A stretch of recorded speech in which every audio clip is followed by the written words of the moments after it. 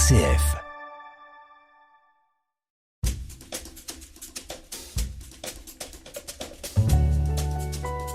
L'entretien de la semaine, Thierry Lyonnais. Il existe un lien historique fort entre la France et le Vietnam. Nombreuses sont les familles françaises dont l'un des leurs a vécu dans ce qu'on appelait l'Indochine, ou ont participé à la guerre d'Indochine entre 1947 et 1954. Pourtant, entre souvenirs exotiques et réalité du Vietnam actuel, que d'eau a coulé sous le grand pont métallique d'Hanoï. Benoît de Tréglaudet, bonjour. Bonjour. Vous êtes directeur de recherche à l'IRSEM, l'Institut de recherche stratégique de l'école militaire. Vous êtes un spécialiste du Vietnam, où vous avez vécu plusieurs années et où vous vous rendez régulièrement.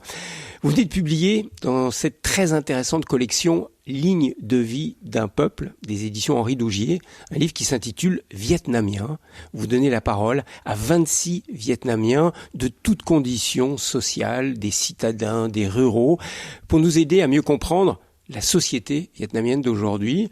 Alors, je parlais en commençant du lien historique entre la France et le Vietnam. Est-ce qu'il existe toujours aujourd'hui ce lien du côté vietnamien, ou est-ce que c'est pour eux de l'histoire ancienne ?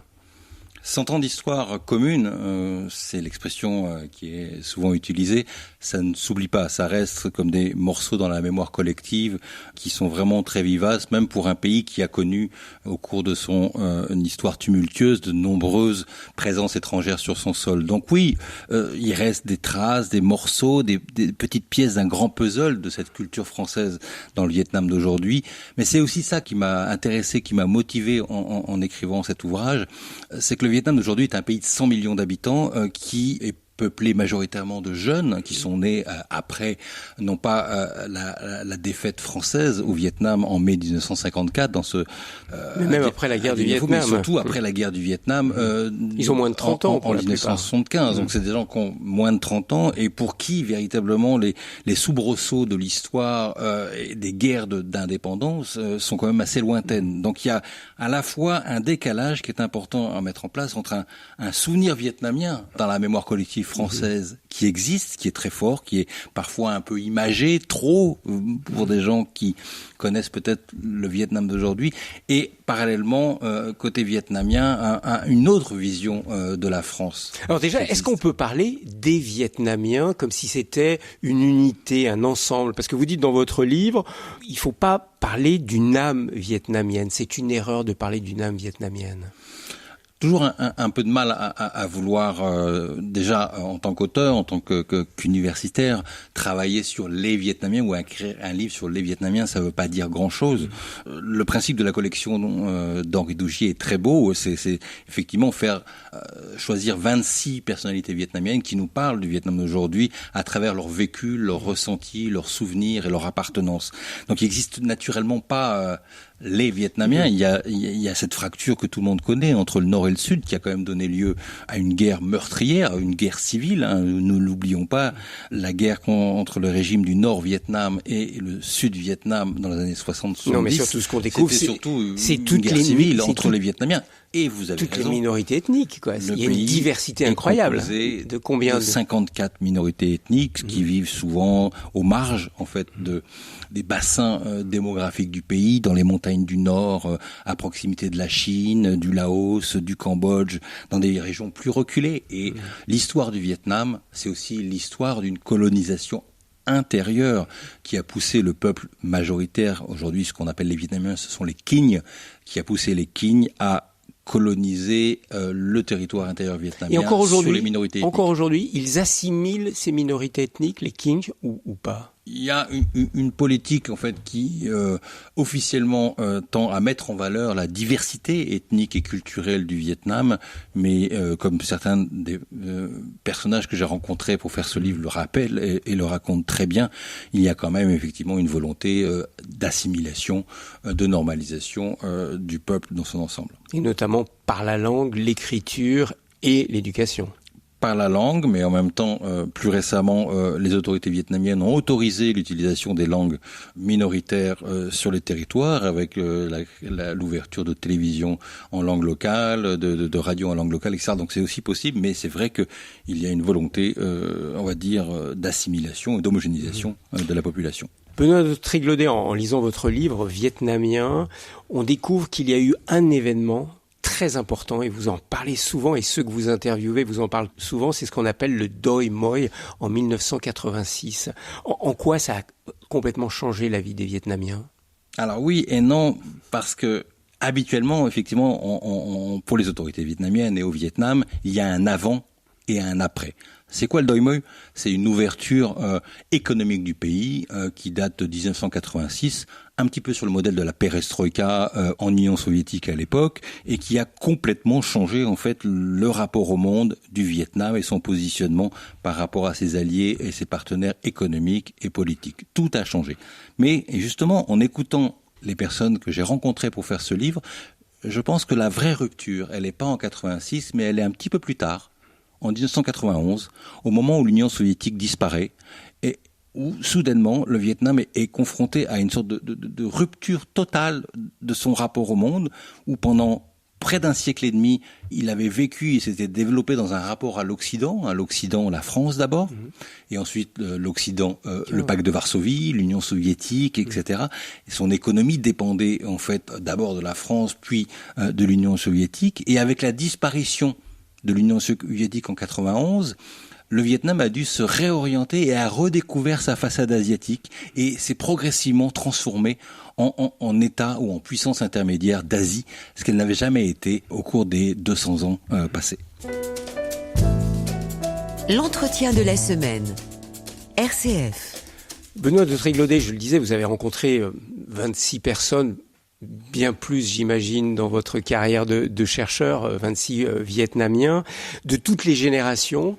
Est-ce que le Vietnam, qui n'a pas connu de guerre depuis plus de 30 ans, est-ce que cela a complètement changé la mentalité des jeunes Vietnamiens que vous avez rencontrés par rapport à leurs ancêtres qui, eux, ont connu la guerre ? Alors, certains personnages dans mon ouvrage le disent, justement, quand ils parlent de leurs enfants qui sont nés dans la période d'avant, avec une certaine amertume, d'une certaine façon, ils remarquent qu'effectivement, il est difficile de dialoguer avec eux parce que ce référent guerre n'est plus là. Et ce référent guerre au Vietnam, il était surtout utile pour une chose, c'est qu'il était un coagulateur, un gigantesque coagulateur de la diversité ethnique et culturelle de ce pays. Il la guerre permettait à l'unité du pays, quoi.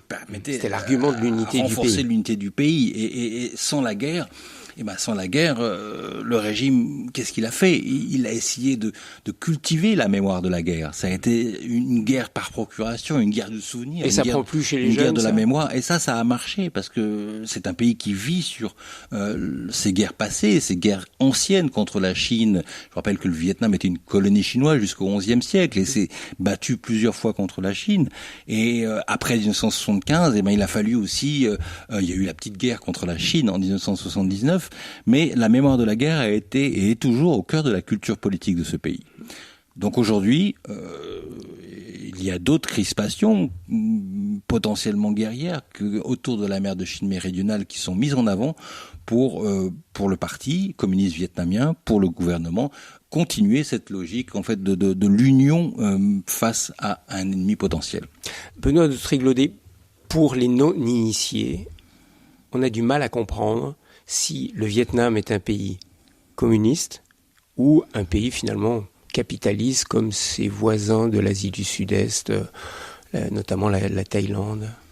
Je pense que les autorités vietnamiennes se sont nourries d'un contexte géopolitique très particulier. Donc à la fin des années 40, le Vietnam était complètement isolé dans sa guerre contre la France. Il a fallu qu'il trouve des alliés et il a trouvé ses alliés auprès du bloc communiste et qui lui ont directement dit lors de la reconnaissance diplomatique du pays en 1950, nous soutiendrons la lutte du Vietnam contre la France si le Vietnam rejoint pleinement le camp communiste et ils ont participé à la restructuration. Aujourd'hui, Benoît Tréglaudet. encore une fois, je vais me retourner sur un des personnages de ce livre qui, lui, s'étonne en fait de cette cristallisation en Occident sur l'identité communiste ou non du Vietnam. Et cette personne le dit en début d'ouvrage que pour elle, la fin du communisme au Vietnam date des années 90. Aujourd'hui, on est dans un pays autoritaire, monopartite, dirigé par une élite dirigeante qui est à peu près la même depuis 70 ans, mais qui est très tournée vers une chose, c'est l'enrichissement du pays, le développement économique et l'ouverture vers l'Asie. Vous parlez d'un renouveau religieux du Vietnam. C'est un renouveau qui s'exprime chez qui? Chez les bouddhistes, chez les chrétiens, chez la minorité musulmane? Alors, c'est essentiellement chez les bouddhistes. Le Vietnam est un pays avant tout bouddhiste avec une minorité catholique importante. 5,7 millions de catholiques. Voilà, tout à fait, qui ont été parfois victimes en fait de cette histoire tumultueuse du Vietnam au cours du XXe siècle. Les musulmans sont très très minoritaires, ils sont plus souvent au sud, ils sont liés à une autre histoire du Vietnam que sont ceux de la communauté de Cham, mais c'est pas le lieu d'en parler maintenant.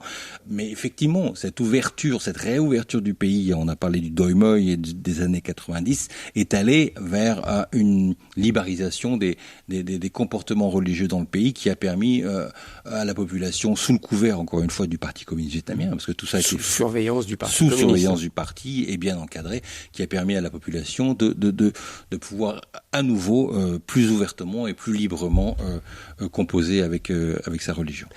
Tous ces Vietnamiens que vous avez rencontrés sont optimistes pour l'avenir ou inquiets? Alors, un sondage a été fait dans la zone sud-est asiatique, donc la région du Vietnam, en Asie du Sud-Est, et le Vietnam était le pays le plus optimiste de la région, et effectivement, avec une croissance qui est aujourd'hui la deuxième croissance mondiale, il règne une énergie assez enthousiasmante et assez communicative, et il est vrai que l'optimiste est un trait de caractère des Vietnamiens aujourd'hui.